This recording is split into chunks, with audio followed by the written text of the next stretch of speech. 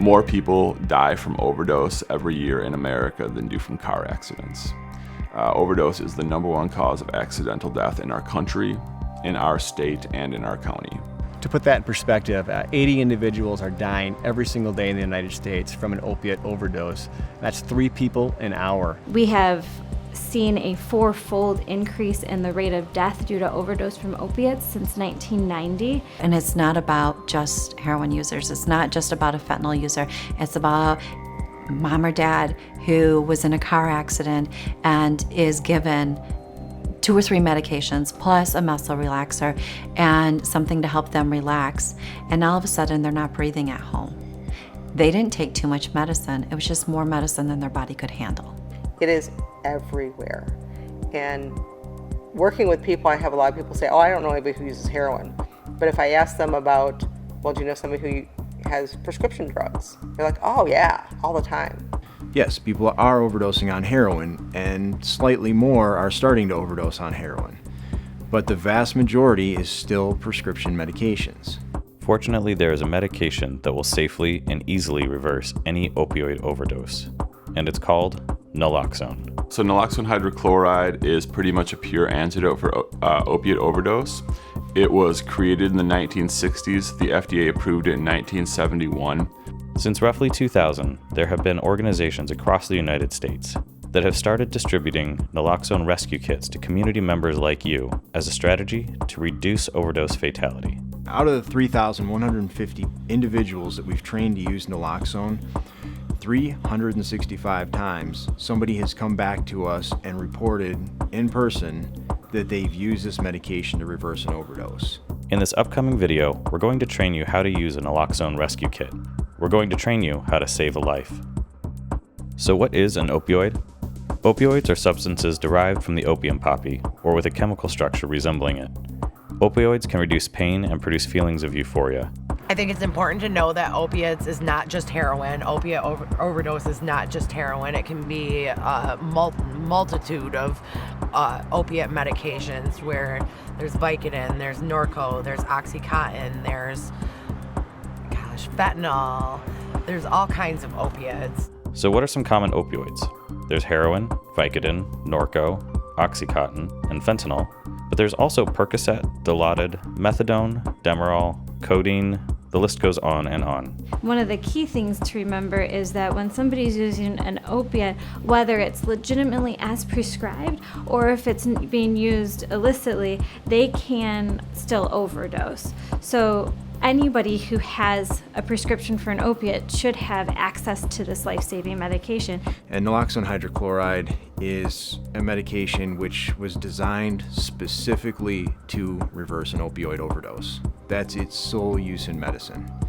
It's very, very effective, very efficient, and very, very safe. If somebody uses too much opiate, whether that was on purpose or accidental, then this medication can be given to reverse the overdose. So when we take opiates, they target these receptor sites in our brain, and they tell our body to do certain things. They tell our body to feel pain relief. That's why they're, effective pain relievers. They give us that euphoric sensation, which is why so many people struggle with addiction. They tell our body, to start, slowing down our breathing a little bit. These are the natural responses our bodies have from opiates. When somebody overdoses, essentially our brain is telling our body that we have enough oxygen. You don't need to breathe anymore. So what naloxone does is it targets those same receptor sites, but it binds to them with a higher affinity than what opiates do, essentially kicking the opiates off those receptor sites. It can be used on anyone that looks like they're overdosing, and it's a medication that will not harm you. So if you used it on me right now, it wouldn't harm me. One of the things that people need to understand about naloxone is that it will work on all opioids, any opioids, but only opioids. If someone is using multiple substances, it's going to help you come out of the overdose for the opiates. It may not for the other substance, but then you're able to better evaluate the situation and see where to move from here. If it's given to somebody who is not suffering from an opiate overdose, somebody who is not opiate dependent, it's going to essentially be like giving them water. So it's an amazing drug, really. It's one of those where you can see somebody that looks like they're dead or near dead, and you give the drug, and they're better. And there's not too many things in medicine that do that. It's clear people can and do overdose on opioids. So what puts someone at increased risk? So some of the things that put someone at a higher risk of overdosing are mixing. When it comes to a mixed drug overdose, there's kind of two different classifications. There's when you mix an upper and a downer. So that would be like methamphetamine and prescription opioid. And then there's downers and downers. So a benzodiazepine like Xanax or Klonopin mixed with an opioid. It's important to avoid mixing drugs for that reason. Another risk that can increase someone's risk of an overdose is tolerance. And it's not so much having a high tolerance, but when someone's had some sort of period of abstinence, whether it was jail or rehab, or they just chose to stop using drugs for a while, and then they return to using drugs. A lot of people know that their tolerance is decreased, so they'll use like a little bit less, but what a lot of people don't realize is that it decreases by a lot more than they realize. Don't do the same dose that I did 90 days ago, or I could potentially overdose. Another risk that increases the likelihood of someone overdosing is the quality of whatever they're taking. Unfortunately, heroin changes from day to day. Nobody knows what you're going to get. It doesn't come with nice little baggies with the contents, what's cut with, how much to use. And so somebody using something today could be very different from what they used the day before. We're seeing a lot more heroin that is being cut with fentanyl, a very potent opioid. Sometimes we see pure fentanyl or the fentanyl analogs, sometimes pure heroin, or a lot of times a mixture. And the final issue is a lot of people think they're buying heroin and they're getting fentanyl. With prescription opioids, we also talk about quality because not everyone knows the difference between a Vicodin or an Oxycontin or a Dilaudid. And so it's really important to know the different strengths of these medications, that even at the same milligram amount, they can be significantly stronger. And then also knowing the difference between, a 10 milligram pill versus an 80 milligram pill and recognizing the difference between those. And then the last risk that we talk about with overdose is using alone. Obviously, using alone doesn't increase someone's risk of overdosing, but it can increase the risk of it being fatal. When using, you have to have people around you. And it's a really outside the box thinking to say, if you're going to use, let people know you're using. We now know what's going on in our community concerning overdose. We know about overdose and naloxone, and we've heard about overdose risk. Now we're going to show you how you can respond in an overdose situation. So somebody who looks like they're going to overdose or is overdosing will start to have shallow breathing. They may have blue lips. Tiny pupils, nodding out. They kind of start making this snoring noise, and that's kind of one of the giveaways that they're ODing. People will breathe slower when they're really high, but it can be hard to tell when that breathing has gotten too slow, and so really the only thing that really separates those things is whether or not that person's responsive or not. There's a whole range of symptoms that can look very similar if somebody's overdosing or if somebody's just very intoxicated on opiates. The thing we're looking for is if somebody is unresponsive. So, give somebody a little shake, say their name, you're not getting any response. For most people, if an overdose is occurring, they've learned from other people who are overdosing how to respond, slap them around, put wipes down their pants, drag them in the shower. Those are all time wasters when somebody's overdosing. The way we teach people to respond to overdose situations is using the 3 A's: assess the situation, administer naloxone, and aftercare. We want to assess the situation to see if someone is overdosing. We want to administer naloxone to keep them alive. And then comes aftercare, providing rescue breathing, calling 911, and seeing whether another dose of naloxone is necessary. The first step in the 3 A's is assess. We want to determine if this individual has overdosed.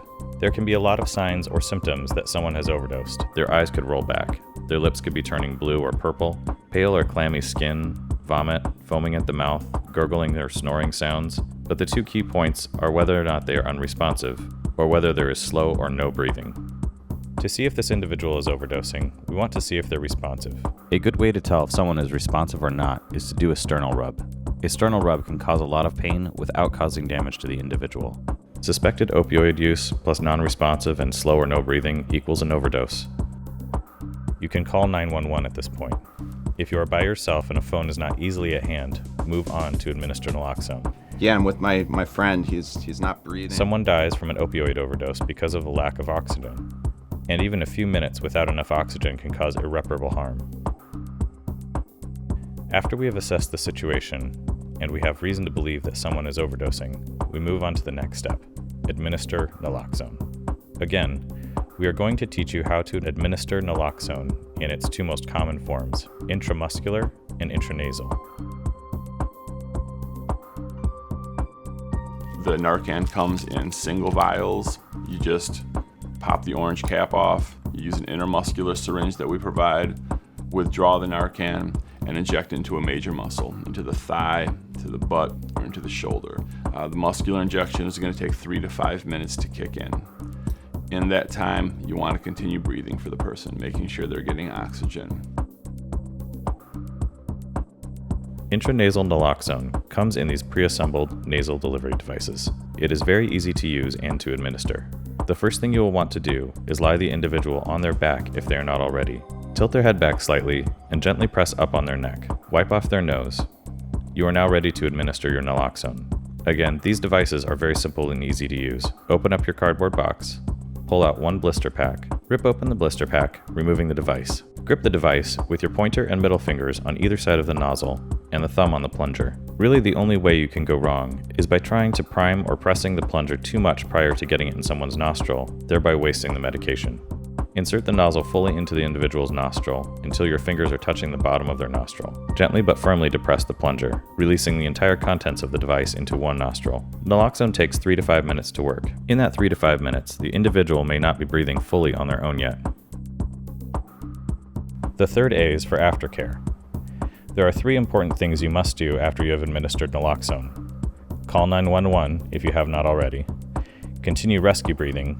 Evaluate the situation to see if another dose of naloxone is necessary, and support your friend. When someone dies from an opiate overdose, they're dying from respiratory arrest. Their brain is not allowing them to be receptive to taking enough oxygen. Their muscles are so relaxed, they're not taking in enough oxygen. And if they just are doing rescue breathing and calling 911, there's an opportunity to save a life. Rescue breathing is very simple. You lay the person on their back, you tilt their head back, open their mouth, pinch the nose shut, make a good seal between your mouth and their mouth. You give 2 breaths, you count to 5, give 1 breath every 5 seconds thereafter. After 3 minutes, if the individual has not come out of the overdose, meaning they are not yet responsive, administer a second dose of naloxone and continue rescue breathing. If after 2 doses of naloxone they are still not responsive, this may not be an opioid overdose. Make sure 911 is on their way and continue caring for the individual. Many people are scared to call 911 because they are worried about getting arrested.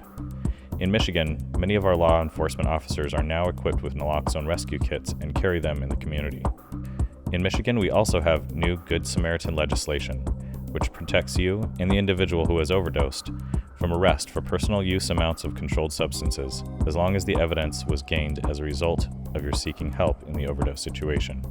Fentanyl is an extremely potent opioid. It can be thousands of times more powerful than heroin. Fentanyl can be dangerous either prescribed by a doctor or when heroin is cut with it, and people unwittingly use it. It is very difficult to differentiate between heroin and fentanyl outside of a professional laboratory. In a fentanyl overdose situation, it can take numerous doses of naloxone to bring someone out of the overdose. However, appropriately responding to a fentanyl overdose would be no different from any other overdose situation. You would want to administer naloxone, rescue breathe, and make sure you call 911. After the individual has come out of the overdose, you will want to support them. Giving naloxone to an opioid-dependent individual can make them experience withdrawal symptoms. This will not be pleasant for them. However, naloxone does not kick opioids out of the body. It just kicks them out of the brain's receptor sites for a limited period of time. If somebody takes heroin, and that's going to last where they say the half-life is, depending on what you read, say 2 to 4 hours. And then they have an overdose and they're not breathing. If they get naloxone lasts about 45 minutes, maybe an hour. And so that's the mismatch. A lot of prescription pills are really similar, but things like methadone can be even upwards of 24 to 48 hours. So the opiates tend to stay in the body longer. So it's really important with this medication that that person, once they get the naloxone, that they still seek emergency medical care. there is the potential for somebody to slip back into an overdose after the naloxone wears off. More than that, the potential is with, when people use again after the naloxone's been administered, because maybe they are feeling a little bit withdrawal sick. It's really important to encourage people not to do that, because that's when the really big risk of someone slipping back into an overdose would occur. So.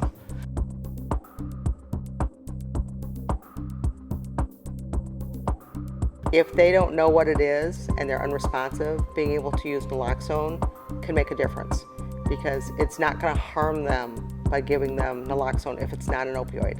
If they give them naloxone and they respond to it, then it was there. They had an opioid in their system. If not, it's also why we need to make sure that 911 is being called, because they need to be able to make sure that they are getting the medical attention they need. If you are a person who has used opioids before or are currently using opioids for any reason, you should have a rescue kit. If you know someone else who uses opioids, you should also have a kit.